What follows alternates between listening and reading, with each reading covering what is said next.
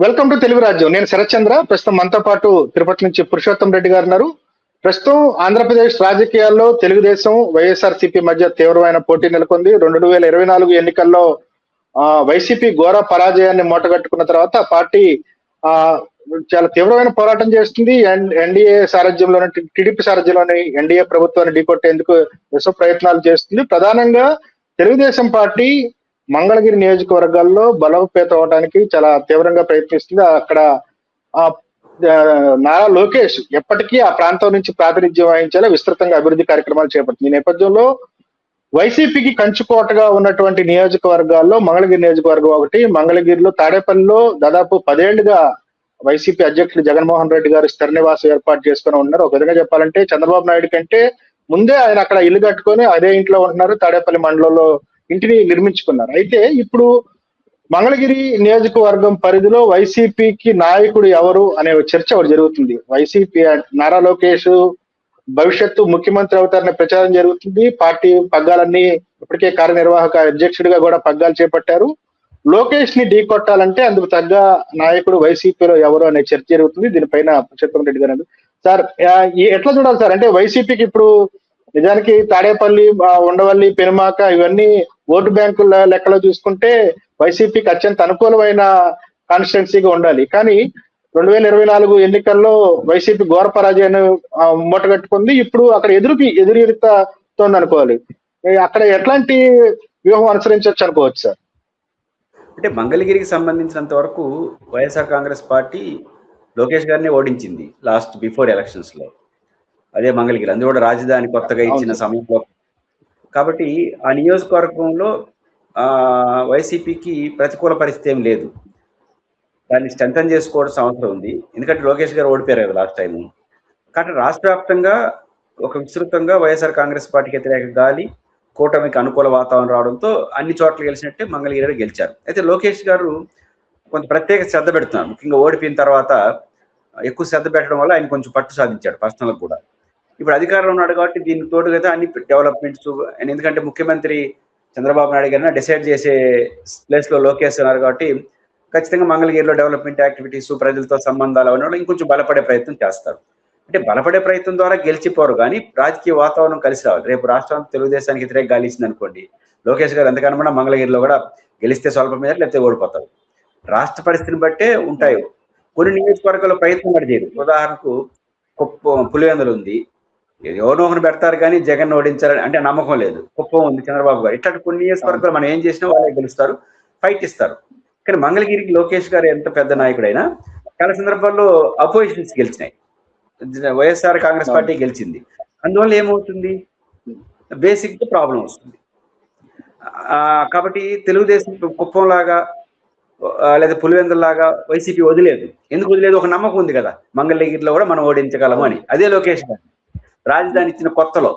కాబట్టి ఆడ మనకు అవకాశం ఉంది కాబట్టి మనం చేద్దామనే భావన ఖచ్చితంగా ప్రజలు ఆడ వైసీపీలో ఉంటుంది. అయితే వైసీపీకి ఆల రామకృష్ణారెడ్డి గారు అప్పుడు బలమైన నాయకుడిగా ఉన్నాడు. ఇప్పుడు ఆయన ఏ పాత్ర చేస్తే పార్టీలో చేరాడు కానీ ఏ పాత్ర తెలియదు. మధ్యలో ప్రయోగ మహిళా ఎమ్మెల్యే క్యాండిడేట్ తో వచ్చారు. ఏదైనప్పుడు కూడా మంగళగిరిలో ఫస్ట్ వైసీపీకి కావాల్సిన ఓట్లు కాదు, లీడర్ కావాలి. ఓట్లు ఎలా ఉండేవో నాయకుడు కావాలి. నాయకుడు ఎందుకు కావాలి? మామూలుగానే ఫైట్ చేయాలి. పైపించి లోకేష్ గారు బహుశా మధ్యలో ముఖ్యమంత్రి అవుతాడా, లేదా రేపు ముఖ్యమంత్రి క్యాండిడేట్ అవుతాడా, ఏమైనా కాకపోయినా వీళ్ళ అధికారులు ముఖ్యమంత్రి చేసే పనులు ఆయనే చేస్తున్నాడు. అట్లాంటి స్థితిలో ఉన్న వ్యక్తితో తట్టుకోవాలి కదా, ప్రజల్ని సమీకరించాలి, కేడర్ని నిలబెట్టుకోవాలి. ఇవన్నీ చేయాలంటే ఒక స్ట్రాంగెస్ట్ లీడర్ కావాలి. లోకేష్ గారిని ఓడించడానికి కాదు, లోకేష్ గారితో రాజకీయ ఢీ కొనడానికి. ఎలక్షన్ సంగతి దేవుడు ఎరుగు. ఎలక్షన్ లో పరిస్థితి మారిపోయింది అనుకోండి, అన్ని భోజనాలు మంగళగిరిపోతుంది. కానీ ఇక్కడ గెలవడం వాడడం సమస్య కాదు. లోకేష్ గారు అనే పవర్ఫుల్ పర్సనాలిటీ ఉండగా కేడర్కి, లీడర్లకి ఒక భరోసా ఇచ్చే లీడర్ కావాలి.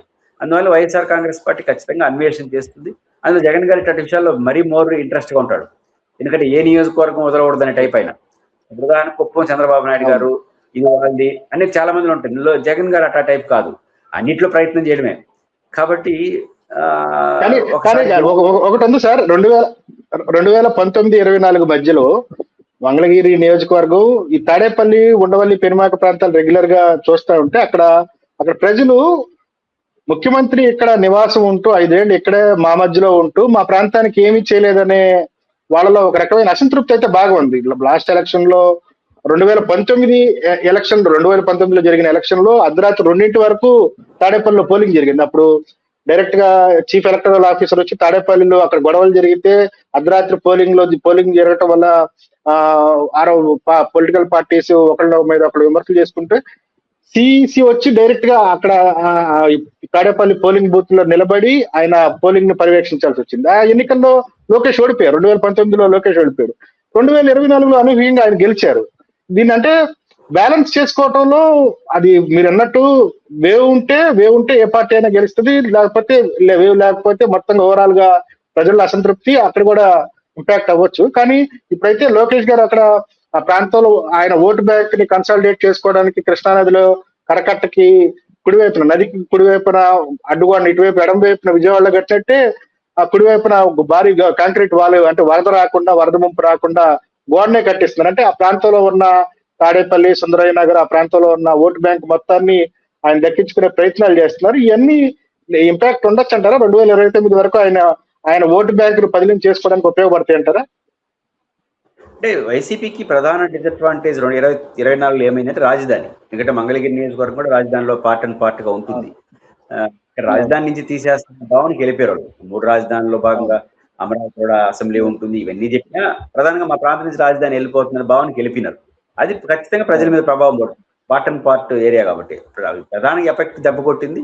రాష్ట్ర పరిపాలన ఉన్నతో పాటు అది రాజధాని అంశం పనిచేసింది. 29 ఎన్నికల్లో రాజధాని అంశం దాదాపు పనిచేసింది. జగన్మోహన్ రెడ్డి గారు 3 రాజధానులు వదిలేశాడు. మావిగన్ పేరుతో వస్తున్నాడు. మావిగన్ అంటే మంగళగిరిలో చాలా ఇంట్రెస్ట్ గా ఉంటారు. ఎందుకంటే మావిగన్ మంగళగిరిలో కాబట్టి రాజధాని అనే పార్ట్ పోయింది. జగన్మోహన్ రెడ్డి గారి రాజధాని అనే ప్రతికూల పరిస్థితి మంగళగిరి వరకు ఉండదు, మరి అమరావతిలో ఉండొచ్చు. కాబట్టి రాజధాని విషయంలో జగన్ గారు తీసుకున్న కొత్త స్టెప్ ప్లాన్ బి పేరుతో తీసుకున్న మావిగన్ స్టెప్ వల్ల మంగళగిరిలో కూడా వాళ్ళకి ఆ డిసడ్వాంటేజ్ కోల్పోతారు. తర్వాత ఎన్నికలకు ముందు ఆ ప్రకటన చేస్తుంటే ఉపయోగం ఉండేదేమో. 24 ఎన్నికలకు ముందే ఆ క్లారిటీ ఆయన గెలుచుంటే కూడా ప్లాన్ ఏనే అమలు చేస్తుంటాడు. 3 రాజధానులు అమలు చేసిన డౌట్ ఏం లేదు. ఇప్పుడు అమలు చేయలేని పరిస్థితి కాబట్టి ప్లాన్ బి అన్నాడు. బేసిక్ గా జగన్మోహన్ రెడ్డి గారు ఇప్పుడు ప్రధాన ఆయనకు కావాల్సింది మంగళగిరిలో రాష్ట్ర వ్యాప్తంగా ఉన్న వ్యతిరేకత ఆడ వస్తుంది. రాజధాని ఇష్యూ బ్యాలెన్స్ అయింది. ఇప్పుడు ఆయన కావాల్సింది ప్రతి వైసీపీ కార్యకర్తకు అండగా ఉంటూ నిలబడి భరోసా ఇచ్చే లీడర్, యాక్టివ్ లీడర్ కావాలి. వరంగా రామకృష్ణారెడ్డి గారు లాంటి వాళ్ళు కావాలి. కాబట్టి అట్లాంటి ఉంటే ఎందుకంటే రోజువారీ ఎదుర్కోవాలి కదా. లోకేష్ గారు యాక్టివ్ ఉంటారు అక్కడ, ముఖ్యమంత్రి అంత యాక్సెస్ ఉన్నాడు. కాబట్టి వైసీపీ కావాల్సింది 2 లీడరు, క్యాడర్ని కాపాడుకోవడం, విస్తృతంగా జనంలో ఉండడం.